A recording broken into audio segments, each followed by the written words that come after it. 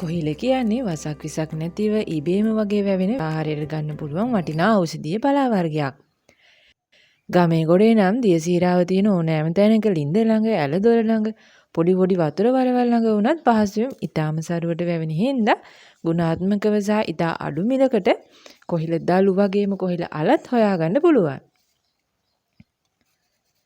මේ වගේ දඬු අල මල් කොළ යන සියලුම කොටස් සම්බෝල විදිහට ව්‍යංජන විදිහට සහ කැඳ විදිහට පිළියෙල කරගන්න යොදා ගන්නවා. කොහිල දළු අමුවෙන් නම් කන්නේ නැහැ. ව්‍යංජන විදිහට කටු ඉවත් කරලා හොඳට ලුණු වතුරෙන් සෝදලා පොල් කිරි ටිකක් වැඩිපුර දාලා ව්‍යංජන හදලා කාලා බලන්නකෝ. ගොඩක්ම රසයි වගේම ගොඩක්ම ගුණයි. ඉතින් ඇත්තටම මේ කොහිල ගුණ වෙන්නේ කාටද මොන ලෙඩවලටද කියලා දැන් අපි බලමු.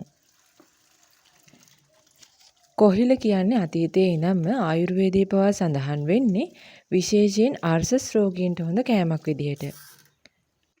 නමුත් කොහිලවල තියෙන අධික කෙඳි සහිත බව නිසා මලබද්ධය දුරු කරනවා වගේම බඩවැල් ආශ්‍රිත රෝග තියෙන පුද්ගලයන්ට ඊටාම ගුණදායක කෑමක් විදිහට තමයි සඳහන් වෙන්නේ. අක්මාවේ රෝගවලට ගුණ දෙනවා වගේම අජීර්ණ තත්ත්වයන් ඇති කිරීමෙන් වළක්වා ගන්නත් මේ කොහිල කියන්නේ හොඳ කෑමක්. ආමාශයගත තුවාල, ગેස්ට්‍රයිටිස් වගේ රෝග තියෙන අයටත් ආන්ත්‍රගත පණුවන්ටත් ඊටාම හොඳ කෑමක් විදිහට කොහිල පෙන්වා දෙනවා.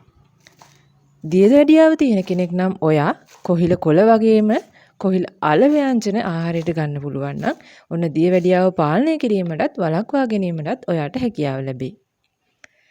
නිින්ද යන්නේ නැති ප්‍රශ්න තියෙන කෙනෙක් නම් ඔයා ඔන්න ඔයාටත් කොහිල කියන්නේ හොඳ කෑමක්. ඉතින් ජන සමාජයේ මතයක් තියෙනවානේ කොහිල කියන්නේ මූලක් ගින්න තියෙන අයට එහෙමත් නැත්නම් වැඩිපුර කේන්ති යන අයට කන්න හොඳ කෑමක් කියලා. නමුත් රෝගයක් ඇති නැති කොයි කාටත් මේ කොහිල කියන්නේ ඊටාම වටිනා ඖෂධීය පලා වර්ගයක්. අපිට කොහිල වර්ග කිහිපයක්ම හඳුනා ගන්න ලැබෙනවා. කළු කොහිල, වැල් කොහිල, ගොඩ කොහිල, ඒ වගේම ගුරු කොහිල කියලා. කළු කොහිල කියන වර්ගය ඊටාම දුර්ලභයි. කළු පාටයි. ඒ වගේම කොළ සහ අල සාපේක්ෂව ලොකුයි.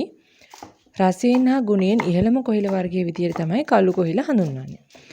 අපිට එදිනෙදා හමු වෙන්නේ වෙළඳ පොලේ වුණත් කිරි කොහිල කියන වර්ගය. අපි නිතරම ආහාරයට එකතු කරගන්න ලැබෙන කිරි කොහිල කියන වර්ගය. ඒක සුලභ පලා වර්ගයක්.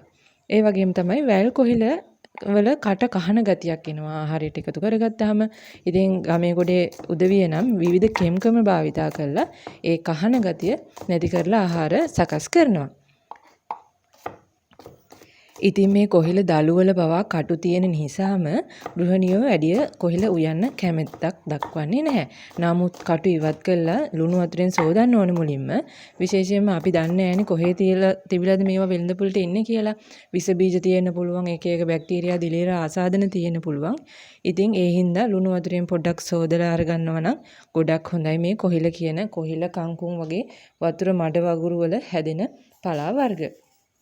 ඉතින් එහෙම අරගෙන හොඳට සෝදලා කටු ඉවත් කරලා මිටි කිරි ටිකක් වැඩිපුර දාලා උයලා බලන්නකෝ. ඔයාට හිතා ගන්න බැරි විදියට රසයකුත් ඒ වගේම ඔයාගේ ශරීරයට හොඳ ගුණාත්මක වටිනාකමකුත් එක් වෙනවා අනිවාර්යෙන්ම.